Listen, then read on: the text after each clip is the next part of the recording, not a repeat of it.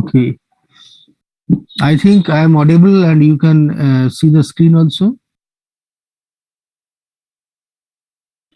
Yes, sir. So we concluded with this particular information that here is the comparison of various magnitudes of different type of signals in our body. Now let's start one particular discussion which is very important, that how the voltages are generated within our nerve cell. One nerve cell is called a neuron. So how voltages are generated and propagated through the neuron, because it is the voltage that carries some information. So whenever some stimulus is present, some triggering is there externally or internally, that information will be sent from one part of the neuron to the other part and then to the adjacent neuron, okay, in the form of some voltage wave. Okay, it is actually a chemical process, but it is accompanied with some voltage waveform also. So just by noting the voltage waveform, we can have the idea of the information, its status, its propagation, its speed, everything, its nature, all such things. So let's see that any neuron or the nerve cell, it comprises of these particular parts. One side is the main neuron body and some stem, it is called the axon. Now axon is intermittently surrounded by a fatty layer. It is shown in the green color actually. That is called fatty myelin. Okay, between two fatty myelin, obviously some stem is running through. That is called the stem in between two fatty myelin is called nodes of Ranvier.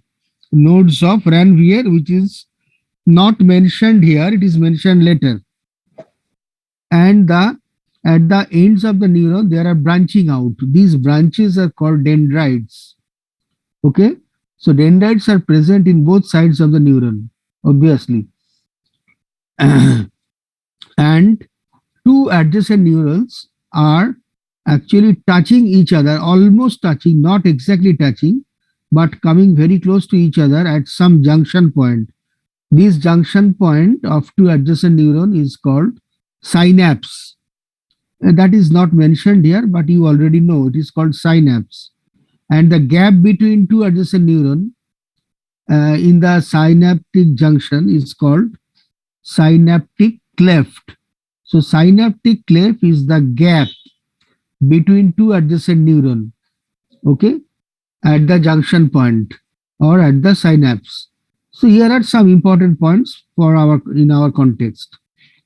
Now what happens whenever some uh, stimulus is present, some neurotransmitter will be sent, okay, by one neuron, and that neurotransmitter will be released by the neuron which is present before the synapse. So it is the presynaptic neuron, the first one. The second one is the postsynaptic neuron. So the presynaptic neuron releases a neurotransmitter, some chemical signal, into the synaptic cleft, means into the gap, into the synaptic cleft or gap. Then some chemical comes here. Okay, chemical comes here. Once some chemical signal is present, that will be actually now bound with the receptor present at the other side. So this is the actually receptor. So the neurotransmitter now binds with the receptor present at the next neuron. So presynaptic neuron and then the postsynaptic neuron. So after binding the neurotransmitter with receptor, okay, what happens? That the bonded chemical, okay, ultimately triggers the ligand gated ion channel. So that chemical, when that chemical is present, which is the result of binding of neurotransmitter with receptor, so when that chemical is present, then it triggers and ligand gated ion channel will start opening. We know normally sodium, chlorine, and calcium ions stay outside the nerve cell or any cell, and potassium ion and anions are present inside the cell. So as soon as the chemical signal is present, the ligand gated ion channel will open. It will open. Okay. And it will start opening. And through that opening, now the ions will start penetrating. Okay. Inside the cell. The sodium ion channel, when it is opened, the sodium will open, will enter into the cell. The calcium ion channel will be also opened. So calcium will enter into the cell, and later, not exactly at the same time, after some time, the potassium ion channel will also open. Okay, so potassium ion will go outside of the cell. Okay, so what happens ultimately now? Initially, our cell voltage is, say, consider that is minus 65 millivolt. It could be, don't think that it will be exactly minus 65 millivolt. It could be minus 70 millivolt or something like also. Just a typical value is shown here. So as soon as our ion channels start opening, our sodium channel will open and sodium ion will enter into the cell. Then the ion voltage, the cell voltage will increase from minus 65 millivolt. Minus, it will become minus 62 millivolt from minus 65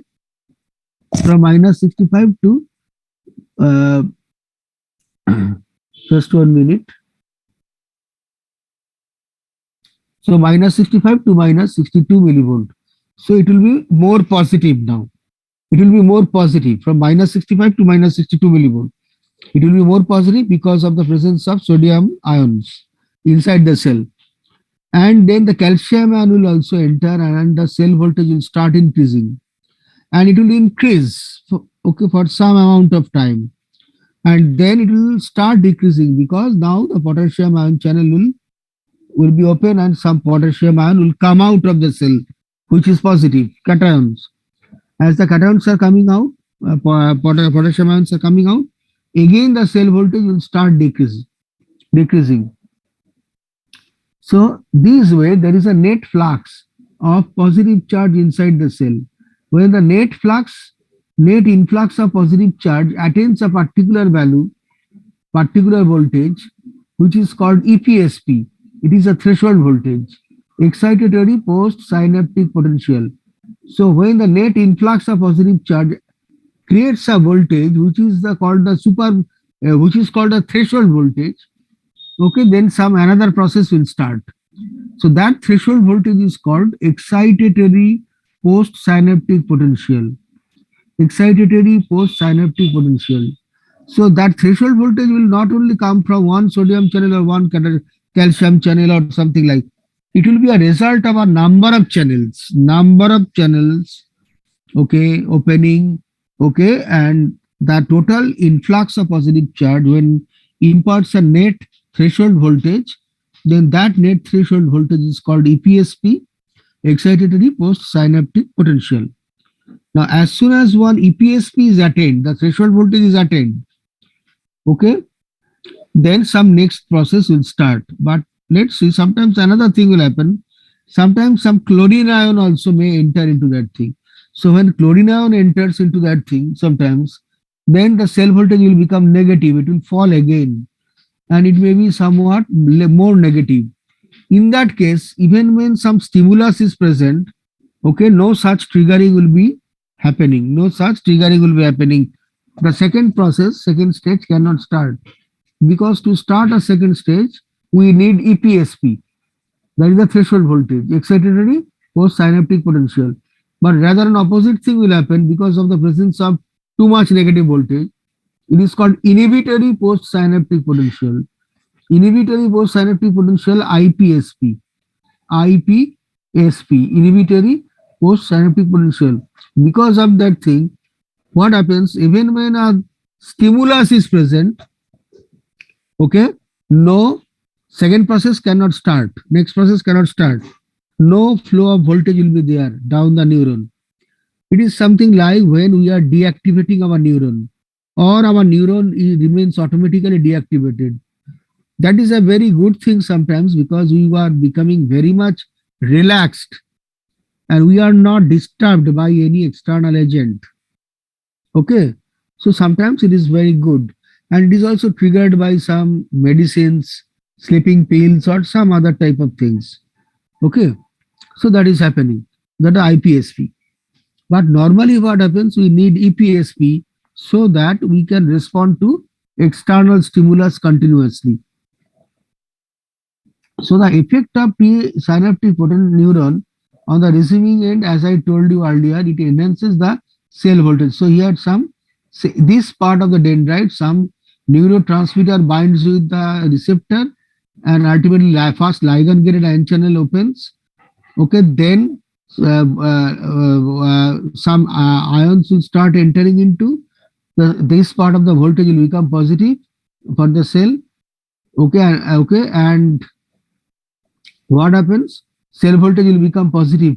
Then the same thing will happen in the other part of the dendrite, where again other neurotransmitters will also contribute from other neurons also, other neurons in the surrounding. So ultimately, the total cell will become pervaded. The total cell will become pervaded or flooded with so many positive charge, and some threshold potential will be attained. That threshold potential, because of so many positive voltages contributed from different neurons, will ultimately attain impart some threshold potential. This threshold potential, is called EPSP, excitatory postsynaptic potential. Then that EPSP here is say typically minus 55 millivolt. Typically, I am giving you the figure minus 55 millivolt. So from minus 65 millivolt, it becomes minus 55 millivolt.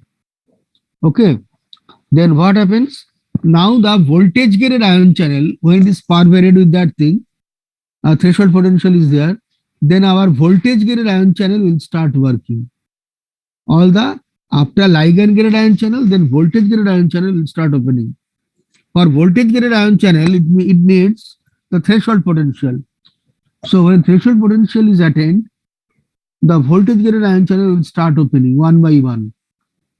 So sodium ion, so voltage gated ion channel will open, and more sodium ion will enter. Then more sodium ion will enter, more sodium ion, gradually more sodium ion will enter. So the cell voltage will become very much positive. The cell voltage now will become plus 40 millivolt. This voltage is called action potential, AP. It is called action potential. So it is the peak voltage actually. Action potential is the peak voltage. It is attained. After that, what happens? Now before saying that thing, let's see one more thing. I already told you yesterday that for sodium ion there are three states. One is the channel is open, then it will be inactivated, means it is open, but some blocking chemical is there for which no transport of ion will be possible. It is called inactivation state of the ion channel. Then it will become completely closed. No blocking and no closing. No blocking and no opening. So it is completely closed. So three states of ion channels. So after the entire cell is becoming flooded with the positive charges, what happens? Now all the sodium ion channel will become closed. Sorry, inactivated. It will become inactivated. So I have become inactivated, for which no influx of sodium ion is possible anymore. Clear? Now what happens now? Then the voltage gated ion channel will start opening. The voltage gated ion channel, potassium ion channel will start opening. It will be opened, and some ions will come out from the cell to the outside part, to the extracellular medium. So the voltage now will not be plus 40 millivolt. It will be dropping down. It will be say minus 10 millivolt, something like. So the potential is now decreasing. It is going towards negative side. From plus 40 millivolt, it becomes minus 10 millivolt, say, typically. Okay. And potassium ion channel stays longer in an open state because it has no activation gate state. The sodium ion channel has inactivation state, but potassium ion channel will be either open or closed. No third state, no inactivation state. So it will stay open longer. So the voltage will go on decreasing because more and more potassium ion will come outside. So the voltage will start falling. After that, what happens when substantial amount of sodium ion goes inside the cell and substantial amount of potassium ions come outside of the cell, okay, then obviously for the next process to start again, the ions should be brought back to their original position. The ions should be brought back to the original position. So how it will be brought back to the original position? By one method called the pump, ion pump. So it is the working of ion pump. Just one example is there. Initially it is like that. The ion pump will bring all the ions to their original position. So first it will capture sodium ion, throw outside, then potassium ion will come here, then it will be thrown inside. So this way it will happen. I will just repeat. See again. So it will capture all the sodium ions from inside, throw it out. Then capture potassium ion from outside, throw inside. So it is going against the normal working of ions. So it needs actually some energy, extra energy to work against their tendency. So where from the energy will come? I already told you it is coming from the ATP, stored energy in the ATP, adenosine triphosphate, which is ultimately imparted from the powerhouse called mitochondria of the cell. So it is consuming energy and then only the ion pump works in that way. Clear? So that's how ions are restored in the original position. So as ions are restored in the original position, now any further stimulus cannot trigger the action potential at that stage until all the sodium ions get closed completely. The sodium ions are in an inactivation state, so no further stimulus can activate it. So the stimulus cannot work too frequently. Until the processing of the first stimulus is complete, the processing of the next stimulus cannot start. Okay, so this period is called absolute refractory period. Absolute refractory period. It is the duration where sodium ion channels are in inactivation state. Inactivation state, not completely closed. Okay, and the ionic process is still in continuation, in progress. So absolute refractory period, it keeps from happening any event, the presence of stimulus too closely, and also it prevents the backward transmission of voltage down the axon. It prevents the backward transmission of voltage down the stimulus, because once ions are coming out and then it will, until and unless it is thrown inside completely, the next process cannot start. So that's how the whole thing will move in a forward direction. So it cannot go in a reverse direction because of some auto-built mechanism. So it's called absolute refractory period.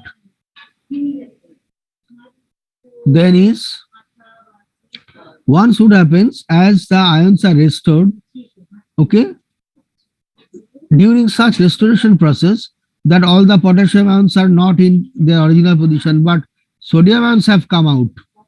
So more positive charges are now outside. So all the cell will not only be polarized, it will be hyperpolarized. So it will exceed its negative potential in the negative direction. The normal resting potential, if it is minus 65 millivolt here, now it will be minus 75 millivolt, more negative. So that is called hyperpolarized. Why it is happening? The sodium ions have come out, but the potassium ions have not gone inside completely. So the extracellular medium is flooded with now again with the original sodium ions plus some more potassium ions are there. It will take more time to throw the potassium ion into position. So sometimes it will become hyperpolarized, more negative than the resting potential. This is called relative refractory period, where any stimulus with a super threshold, that is, when the voltage build up somehow is more than the EPSP, then some triggering action may start. So a super threshold will be able to start an action potential. So it is a relative refractory period. Finally, membrane potential attains the normal value of resting potential. So that is the entire method. So ultimately, thus along the action, initially the cell remains at a negative voltage, but then it becomes positive because of the flow of ion in that way. First sodium ion, then potassium ion. So positive, negative to positive, then the positive voltage moves. The previous position comes into the normal condition again. So this way there is a movement. So it is a cyclic movement of polarization, depolarization, hyperpolarization, repolarization. I repeat, polarization means normal negative voltage, then depolarization, positive voltage, then hyperpolarization, more negative, then again polarization.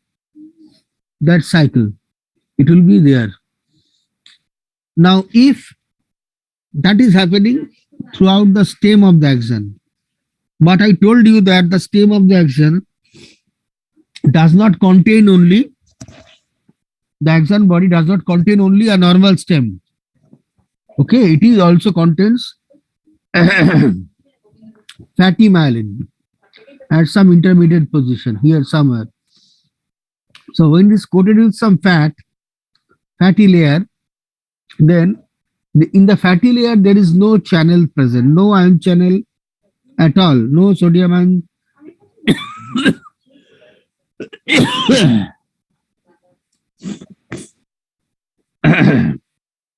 no sodium ion channel, no potassium ion channel, no chlorine ion, no channel at all. Then how the voltage will propagate through the fatty myelin from its one side to the other side? There is a method, different method, totally different method present. What happens? So in the nodes of Ranvier, that ionic transfer will take place as I told you previously in a normal way. Through successive opening and closing of ion channel. But in the fatty myelin, the ions will be diffusing slowly from one side to the other side. So ion will be pushed this way. See that way. It will be simply pushed from one side to the other side this way in a slow diffusive manner. In a slow diffusive manner, that is called saltatory conduction. Okay, that is called saltatory conduction. Saltatory conduction. It is a totally altogether different process. And again, when it enters into the nodes of Ranvier, then it will move in a normal way, as I told you earlier. So saltatory is a Latin word. It means leaping or dancing. So ions are leaping through the region of fatty myelin. So it is the saltatory conduction. So ultimately ions move from one side to the other side. And again, when it attains at the other side of the neuron, when it attains at the other side of the neuron, then The other side of the neuron will again release neurotransmitter. Again, a neurotransmitter will be released into the synaptic cleft, and that neurotransmitter will come to the next stage neuron, which will be captured by the receptor of the next neuron. It will be captured by the receptor of the next neuron, and again the same process will start. That is, first the ligand gated ion channel, then the voltage gated ion channel will start working. Again, same process. This way, a voltage wave will go from one neuron to the another neuron, one neuron to the another neuron. Okay, either from the uh, external world towards our brain, or from brain to the external world through our nervous system. Through our nervous system.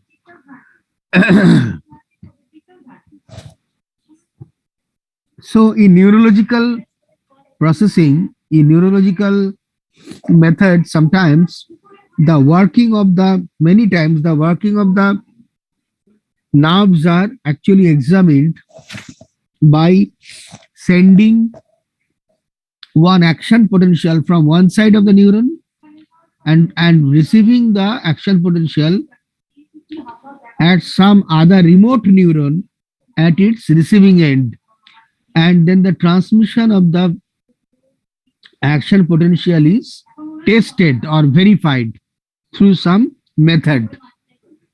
Okay, and that's how the working of the nervous system is examined, investigated this particular way.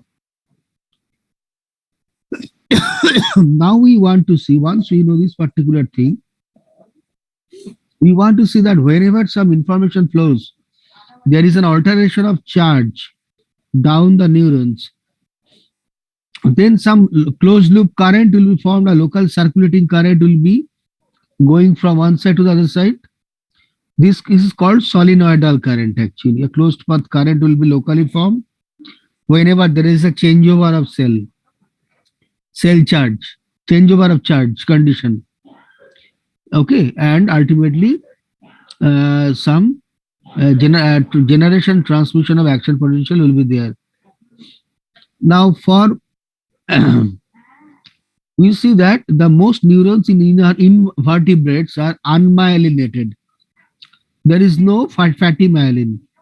Okay, so here the ionic transfer is the predominant method of transporting ions.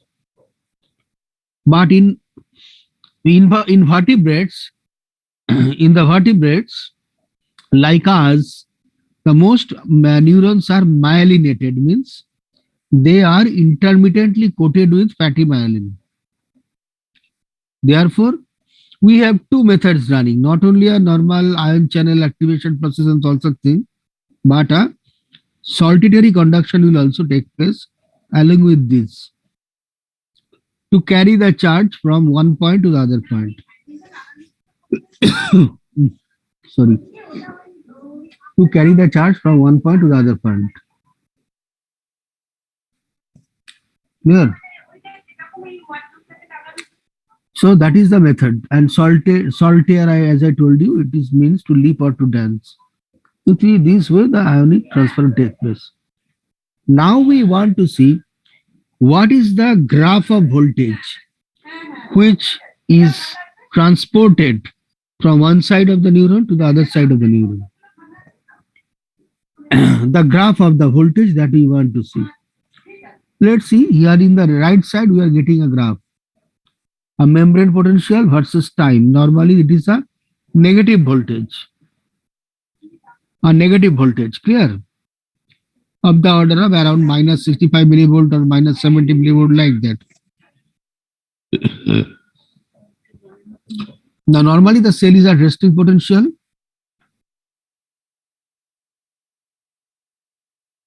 The cell is at resting potential and no electrical stimulus present. And that resting potential is negative. Now when ion channels start opening, Some what happens initially, electrical stimulus will be applied along cell membrane or any other stimulus. Not only electrical, but we are considering electrical means maybe some electric shock or something like to test only. That's all. But don't think that it will be always electrical stimulus. It may be anything.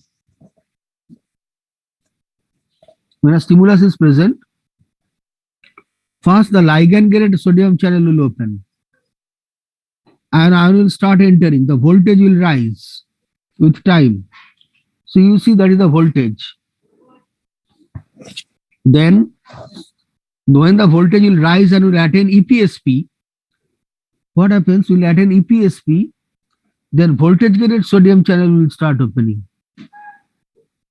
Then sodium channel will rush into the cell and the voltage will rise to a peak value called action potential, and that is called depolarization, because if the voltage is becoming less negative or more positive, so that is a depolarization process, and cell voltage changes from negative to positive, from minus 65 millivolt to around plus 40 millivolt, 40 millivolt around typically. Then as the voltage in the cell is positive, the sodium channel will become closed. The sodium channel will become closed. Potassium channel will be opened.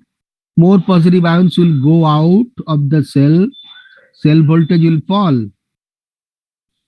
And potassium ion will move to the extracellular space and cell voltage will start decreasing. So it is now going towards polarization, from depolarization to polarization. Now the ion pumps will start working and the voltage will fall. But in the falling process, now what happens here? Now sodium ion will go out and potassium ion will go in. But in that process, first the more sodium ion will go out than the entry of potassium ion. So cell voltage will become more negative. Okay, exceeding the resting potential. So that is called hyperpolarization, more negative. After that, what happens when the remaining potassium ion goes from outside to inside of the cell? Then the cell voltage will become slightly more positive and ultimately it will attain the normal resting potential. It will attain the normal resting potential. So that is the graph. So that is the graph of voltage, okay, in time. Okay, so it takes around 2 to 4 millisecond, around 2 to 4 millisecond. Typically a 4 millisecond, but 2 to 4 millisecond. Okay, now when the voltage due to the stimulus, when a voltage does not attain any threshold value, it will be a failed initiation and the process will stop again. But when it will attain threshold, that is EPSP, then only the depolarization will start and it will reach action potential. Then again, it will fall in a process of repolarization, then hyperpolarization, and finally resting. And there is a refractory period also there. So action potential is a change in electrical potential associated with the passage of an impulse along the membrane of a muscle cell or nerve cell. Okay, so that is a typical graph. And action potential as a whole is generated primarily by sodium ion and potassium ion. Note that in the neuron, actually, it is primarily generated by sodium ion and potassium ion, but in cardiac muscle, in the heart muscle, actually,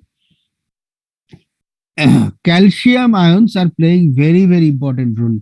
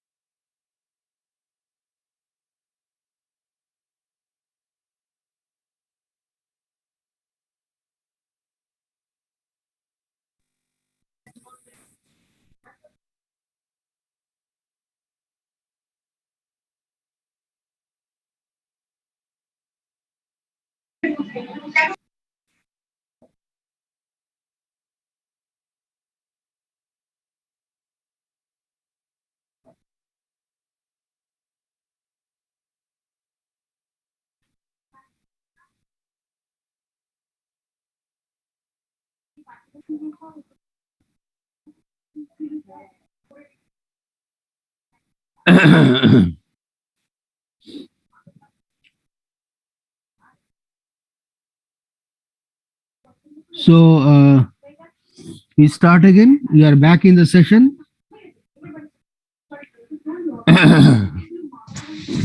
So as I told you that in neuron or nerve cell, sodium and potassium ions play the important role, main role. But in cardiac muscle, calcium ions are also playing very important role. We'll see a little bit later, not too much later. So that is the thing. That is the absolute refractory period. It is the time during which sodium ions are either in an open state. Sorry, it is primarily in the from open state to inactivation state. And when it from inactivation state it goes to the closed state, it is the relative refractory period. So that is the region of absolute refractory period or relative refractory period. The whole thing is just seen in a different way. First, in the yellow colored region, the sodium ion channel open, the voltage starts rising. It is mainly due to the ligand gated ion channel. Some voltage gated ion channel may be present also. Then more sodium ion open ion channel. It is primarily by voltage gated ion channel. Then the peak action potential is there. It is for plus 40 millivolt or plus 30 millivolt, something like. Then sodium ion channel are closed. Closed means it is in an inactivation state. And potassium ion channel opens. So potassium ions are coming out of the cell. So cell voltage is falling. And ion channels are also and ion pumps are also working. And later to throw the ions in the original position. And in that condition also, when ion pumps are working, potassium channels are still open. So more sodium ions are coming out, making cell voltage negative, and potassium ions are still coming out. So cell voltage will become more negative and it will be hyperpolarized. After that,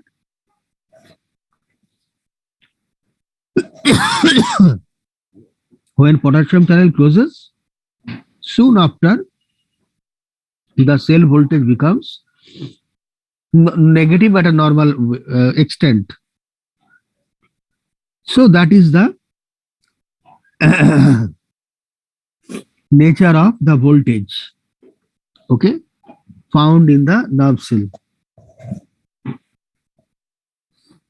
Now the action potential in another way in terms of refractory period.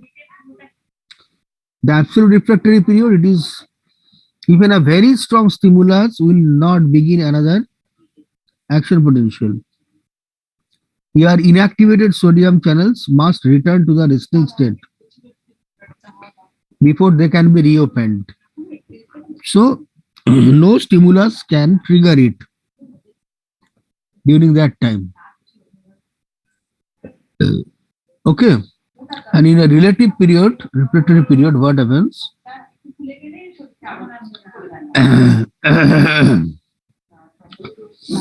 The relative refractory period here,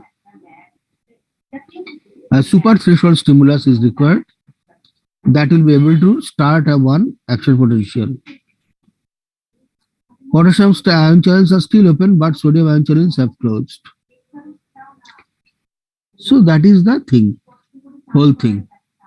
So refractory period prevents another stimulus from initiating action potential in the cell upstream.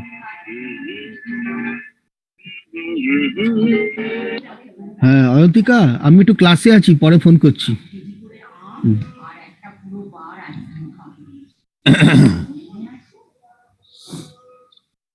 Okay, so now, uh, so it allows action potential to propagate downstream along the array of the cells.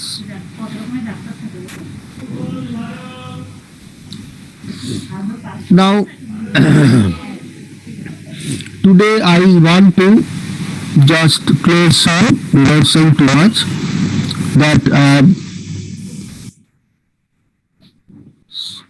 if you see the types of the action potential, so what happens is there are two types. One is a